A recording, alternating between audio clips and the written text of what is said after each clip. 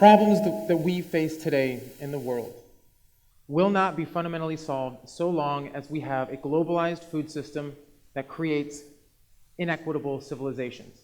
Whether it's the Black Lives Matter movement, whether it's international terrorism, whether it's immigration or education reform, we cannot talk about any of these issues unless we talk about inequality. But we cannot talk about inequality unless we talk about the way food is produced and who controls that. You see, these policy changes or social movements are temporary solutions. Ultimately, poverty and inequality remain. These social movements and policy changes are mere sticks in the powerful flow of inequality that stems from civilization.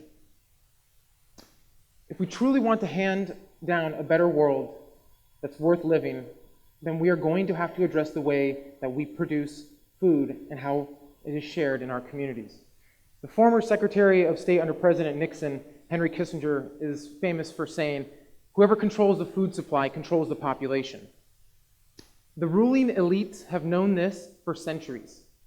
This is how wars are won. And we have a food system that is built like this.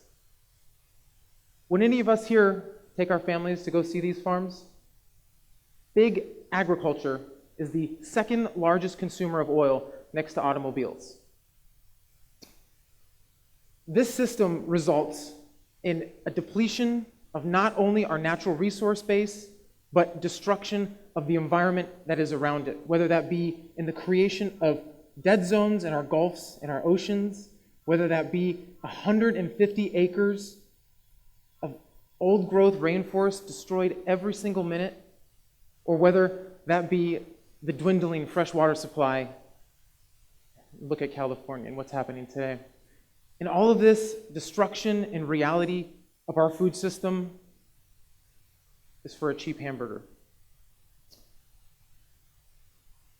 Here in this country, big agriculture is one of the main causes for the reason why we have 1 in 4 children that have type 2 diabetes. And that number is increasing every year, and it's more prevalent in our poorest communities here in the US. This is what we get when we have a food system that is supreme to and separate from nature. See, what happens is when we believe that we are supreme and separate to the natural world, we only continually extract those natural resources, replace nothing in it until we are left with desert. Hopefully, we will remember the Dust Bowl.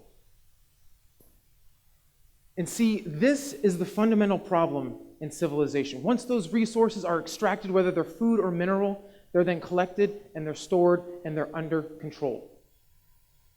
When we have a food system that is under lock and key, it only creates an inequitable and stratified society between haves and have-nots. The fundamental problem of human supremacy lies within our food system. So how do we get here? Thankfully, anthropology reminds us that some 10,000 years ago, humans broke away from the tribal life to impose their beliefs that they had a better way to live. We call it the first agricultural revolution. This was civilization's fall from grace, the belief that we can impose our knowledge of what is good and evil and to become like God. So the result has been the same, civilization after civilization. Inequitable societies, haves and have-nots, and a system that is incredibly insecure. But the common denominator has remained the same throughout those 10,000 years. You deplete your resource base, you will destroy the civilization. So, what are we to do? Is it the question that we are going to destroy the conditions for human life or the planet? No.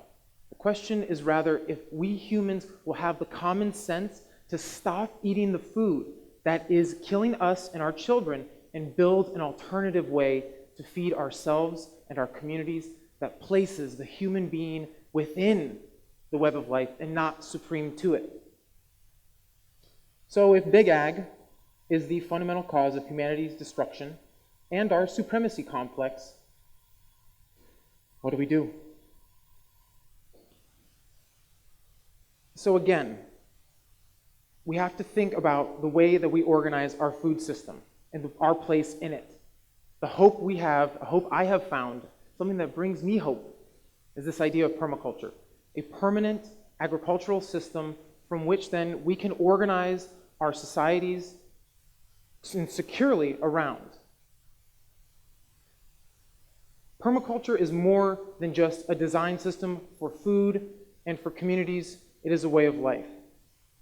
Permaculture techniques have proven to turn deserts green, to improve biological diversity, restore the aquifer, and produce yields in as little as 2 to 3 years.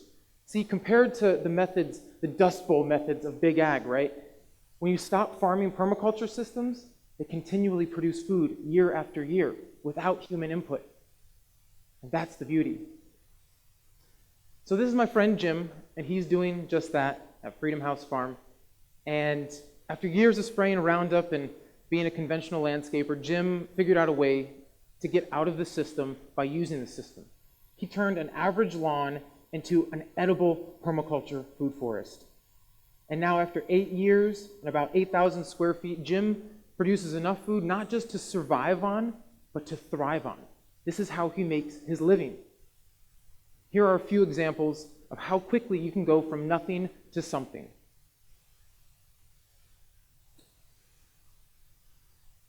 So again, if you, like me, are dissatisfied with what you have been served as the only way to live, be reminded there are many other ways to live. Whether examples of tribal cultures that exist today in the jungles around the world, or our friends just south of us in Cuba, where food sovereignty is a reality. We here in the first world are in desperate need of a radical transformation in our values, especially here in the US, where just 5% of the world's population, we consume 25% of its resources.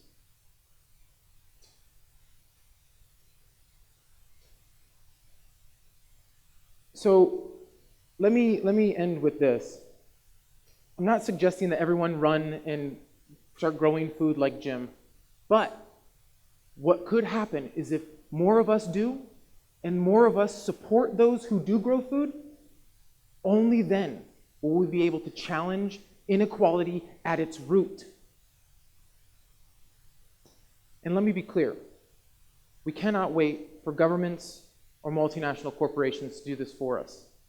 This is about each one of us taking responsibility for our lives and our situation and having the courage to step forward and dig in the dirt. Permaculture co-founder Bill Mollison said, though the problems of the world are increasingly complex, the solutions remain embarrassingly simple. I believe the solution to get out of this hole that we are in is that simple. Grow food. Stop participating in the consumer lies that tell us we're not good enough, we're not smart enough, we're not beautiful enough. Save your money. Stop spending and piling on debt. Invest your money in your family, in your community. Become a producer. What would happen if every person that listens to these TED Talks tonight, in 5 years, stopped shopping at grocery stores and began shopping at farmers markets, wild foraging your food, trading and bartering, or growing your own food and raising your own animals? What would happen? Could we rediscover an ancient but new way of living that is less destructive and more meaningful? What I do know is that if we truly want to move beyond inequitable civilizations, we are going to have to move beyond big ag. Thank you.